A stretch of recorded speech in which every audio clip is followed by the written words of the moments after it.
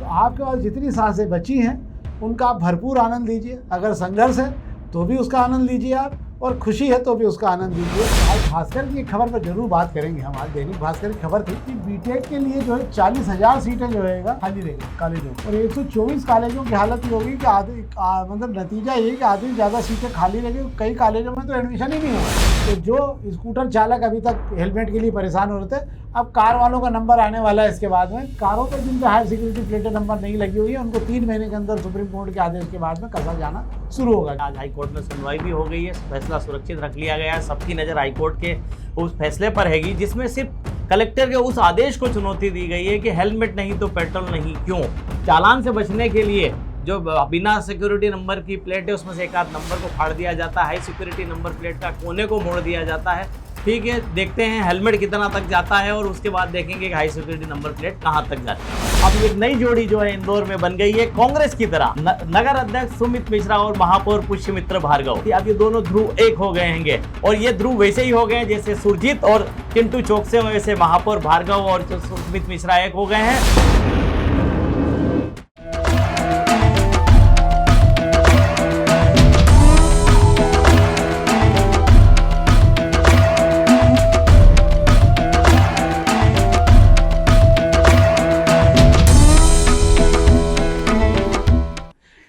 नमस्कार, शाम के अखबारों की चर्चा चाय के साथ।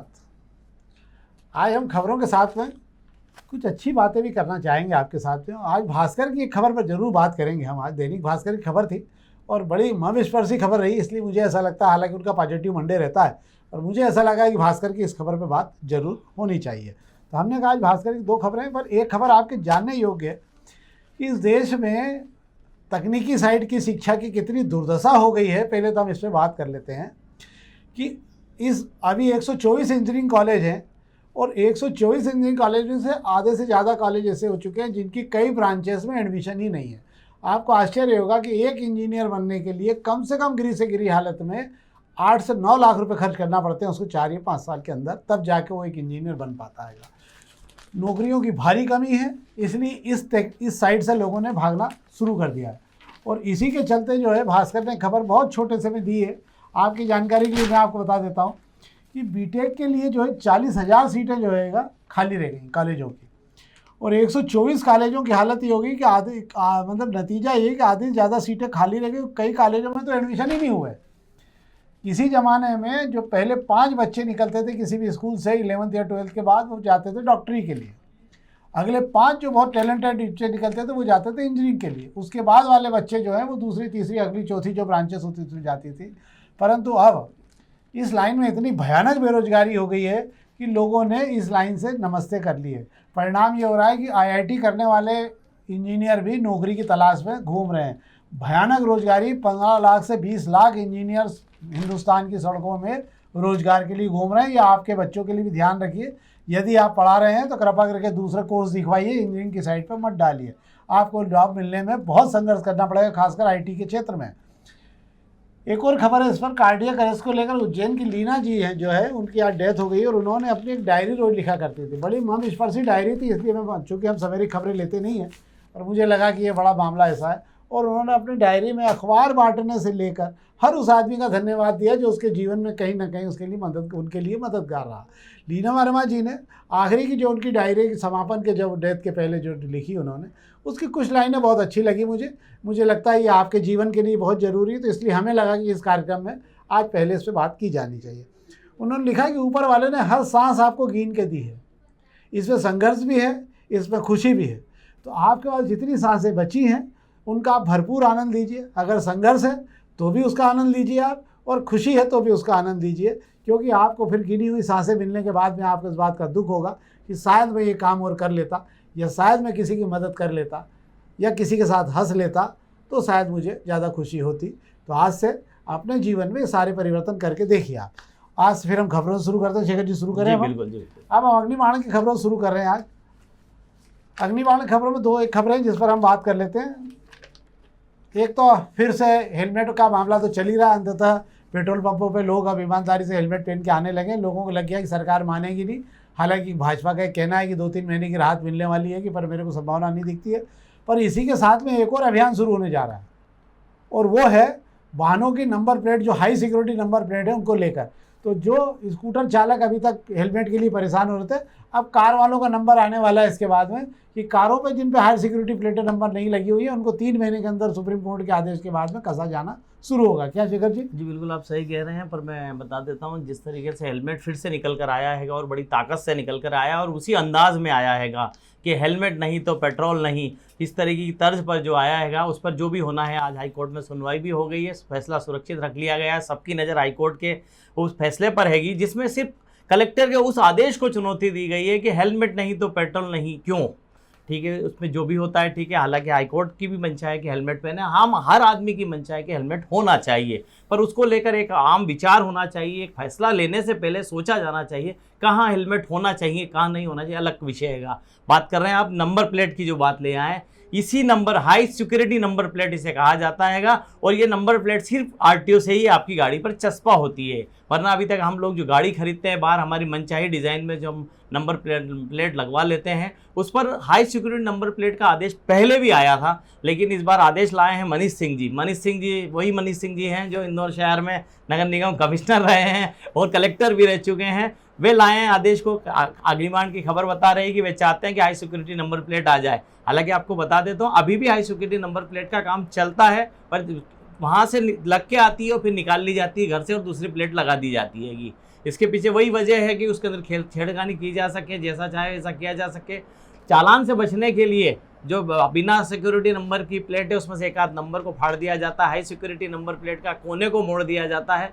ठीक है, देखते हैं हेलमेट कितना तक जाता है और उसके बाद देखेंगे कि हाई सिक्योरिटी नंबर प्लेट कहाँ तक जाती है। एक और खबर पर हम बात कर लेते हैं। ये आपकी जो खबर है इंफ्रास्ट्रक्चर को लेके है। 1784 गांव मेट्रोपॉलिटन में आज जो है विधेयक पारित हो गया, विधानसभा में संभव तो ये पारित हो जाएगा, अभी नहीं तो विधानसभा चल रही है, और उसके अंदर जो है ये नए इसमें 1784 गांव शामिल किए गए मेट्रोपॉलिटन में इंदौर के, और इसके अंदर जो है नए सिरे से जो है पूरा, अभी मास्टर प्लान तो आया नहीं शेखर जी, और मेट्रोपॉलिटन की ख्वाब हम देख रहे हैं, तो क्या ये कोई सार्थक संरचना है या ये वैसे ही झटके खाएगी? मुझे ऐसा लगता है मास्टर प्लान आए या ना आए, मेट्रोपॉलिटन सिटी बनाने का सपना मुख्यमंत्री मोहन यादव का है और यही होता आया है। सत्ता में जो ताकतवर व्यक्ति बैठता आया है, जिसकी सत्ता चलती आई है, उसने जो सोचा है वो सपना पूरा होता आया है, बाकी सारी चीज़ें धरी रह जाती है। मास्टर प्लान जो है वो चला आ रहा है, उसमें मुख्यमंत्री या नए किसी भी नेता की कोई दिलचस्पी नहीं है, क्योंकि वो जैसा ढर्रा उसका चला आया चलता रहेगा। मेट्रोपॉलिटन तो करना है, इसलिए गाँव शामिल कर लिए और एक विधेयक बाकायदा ले आए हैं ताकि कैबिनेट से मंजूरी होने के बाद काम करने में दिक्कत नहीं आए। तो ये एक अलग ही पूरा काम शुरू हो जाएगा। उसके बाद मुझे नहीं लगता कि मास्टर प्लान की क्या औचित्य रह जाएगा अगर मेट्रोपॉलिटन में ही आप अलग नई चीज़ें लेकर आ गए तो। हाँ, 4000 किलोमीटर का एरिया जो है सो पूरा शामिल किया गया है। अब आप समझ लीजिए कि अभी हाल 200 किलोमीटर के एरिया का निराकरण हो नहीं पा रहा और 4000 किलोमीटर के ख्वाब आप देख रहे होंगे।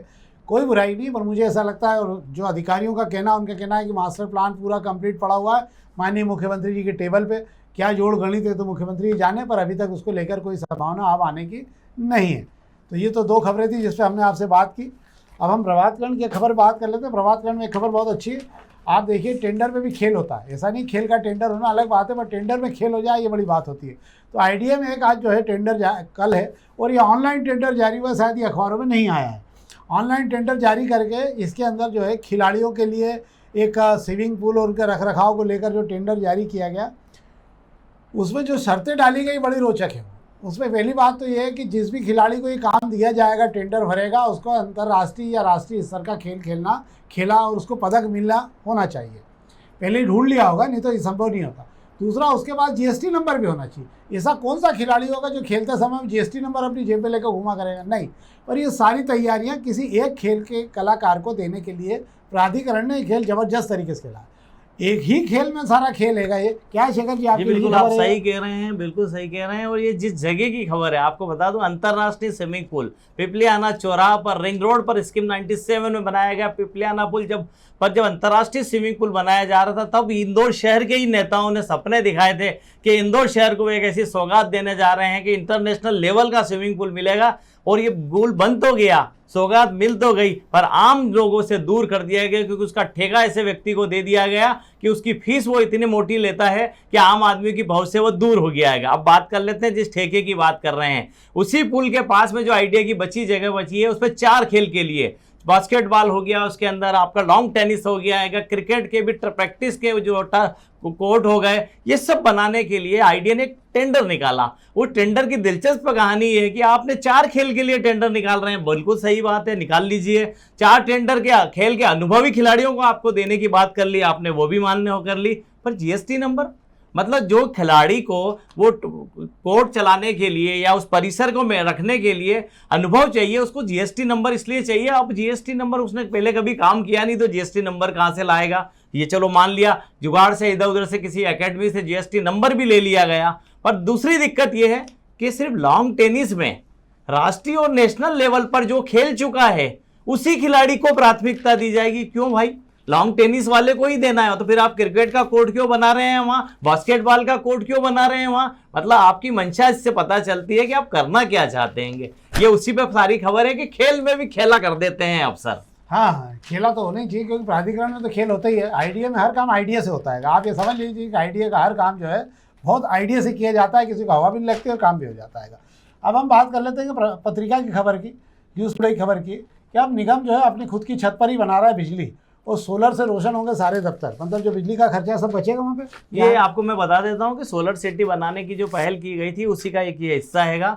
अब चूंकि नगर निगम कहता है कि आप आपकी छत पर सोलर पैनल लगाइए और बिजली का बिल से वो कराइए, शहर को सोलर सिटी बनाने में मदद कीजिए, तो दूसरों को जब हम ज्ञान देते हैं तो शुरुआत अपने घर से की जानी चाहिए। और ये बात बहुत दिन पहले ही कर लेनी चाहिए। अभी तो टेंडर जारी हुआ है, कंसल्टेंट नियुक्त किया अभी तो आपने। आप नगर निगम की जितनी भी इमारतें हैं, जितने जोनल दफ्तर हैं, वहाँ पर सोलर पैनल लगाने की बात की जा रही। हालांकि मैं आपको बता देता हूँ, सोलर पैनल सरकारी डिपार्टमेंटों पर इतने पे लगाने के लिए जितना मोटी रकम की जरूरत लगेगी, पहले नगर निगम अपना कर्जा चुका ले, उसके बाद में सोलर पैनल लगवा लें। तो ये तो थी पत्रिका खबर। हम दोपहर के पहले पेश की खबर की बात कर ले रहा हूँ। दोपहर के पहले पेश की खबरों में 2 बहुत महत्वपूर्ण खबरें हैं। एक तो सरकार ये कह रही है कि हम जो है रूस से लगातार कच्चा तेल खरीदते रहेंगे और हमारी आवश्यकता अनुसार, ये देश की आवश्यकता इसके लिए लेते रहेंगे।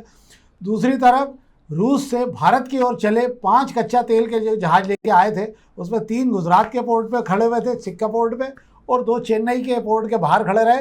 अंततः जो है 5 से हाथ जोड़ लिए। तेल कंपनियों ने बिल्कुल हाथ जोड़ लिया कि भैया हम आपसे तेल नहीं ले सकते, आप वापस ले जाइए।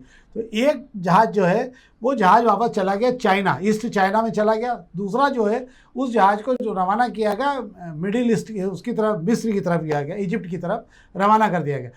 एक रिलायंस के बाहर खड़ा हुआ है जो जहाज़ जामनगर पे, उसको रिलायंस वालों ने पूरी तरह हाथ जोड़ लिया कि हम किसी भी हाल में नहीं ले सकते, हमारी मजबूरियाँ, आप इस जहाज़ को ले जाइए यहाँ से।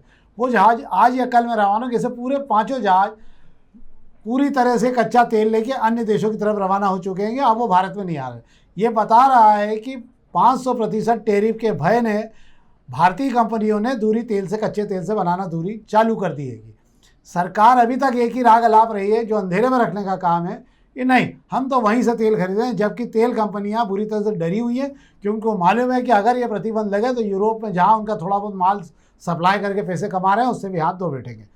ये खबर है। और एक खबर पर और हम बात कर लेते हैं जो आज पटना के अखबार में छपी थी, जो हमने वहाँ से उठाई थी, कि जो चुनाव आयोग ने जो मतदाता पुनरीक्षण का काम चालू किया है बिहार में, ये बड़ा रोचक हो गया है। आपको आश्चर्य होगा कि 6 जिलों के जो आंकड़े जारी हुए हैं, जहाँ 70% मुस्लिम आबादी वाले जहाँ जिले थे, वहाँ पर 1 से 1.5 लाख वोट एक विधानसभा में कम कर दिए गए 6 जिलों में पूरी तरह। और पटना विधानसभा, पटना क्या जो है, पटना लोकसभा का जो पूरा क्षेत्र है, उसमें करीब 9 लाख जो है मतदाता कम किए जाएंगे।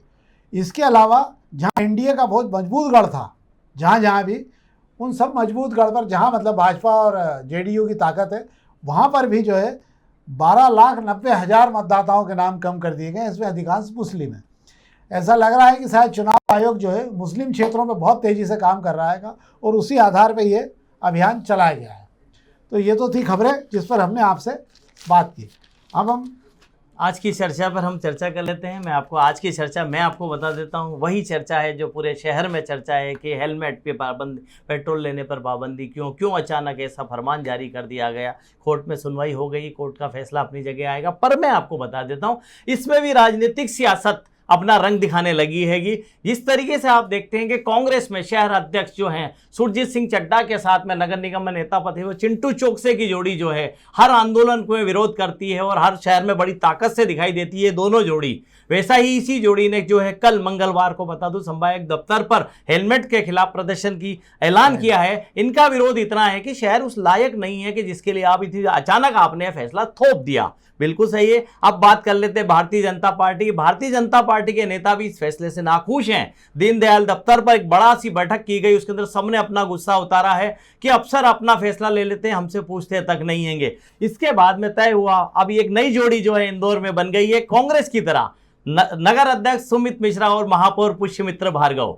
अभी तक ऐसा चल रहा था कि भारतीय जनता पार्टी में भारतीय जनता पार्टी संगठन नगर की तरफ से महापौर को किसी तरह की कोई मदद नहीं मिलती थी। अब ये दोनों ध्रुव एक हो गए हैंगे और ये ध्रुव वैसे ही हो गए जैसे सुरजीत और चिंटू चोकसे, वैसे महापौर भार्गव और सुमित मिश्रा एक हो गए हैं। और आज इन लोगों ने कलेक्टर आशीष सिंह से बात की है और कहा जा रहा है, ऐसी खबर निकल कर आ रही है कि इन्होंने आशीष सिंह को तैयार कर लिया गया है कि जो हेलमेट पे पाबंदी पेट्रोल के लिए लगाई गई है उस पर 1 से 2 महीने की ढील दे दी जाए, उसके बाद कड़ा कदम उठाया जाए। अभी बीजेपी इसके अंदर साथ देगी, जन जागरण अभियान चलाया जाए, अचानक में इस तरीके का फैसला नहीं लिया जाए।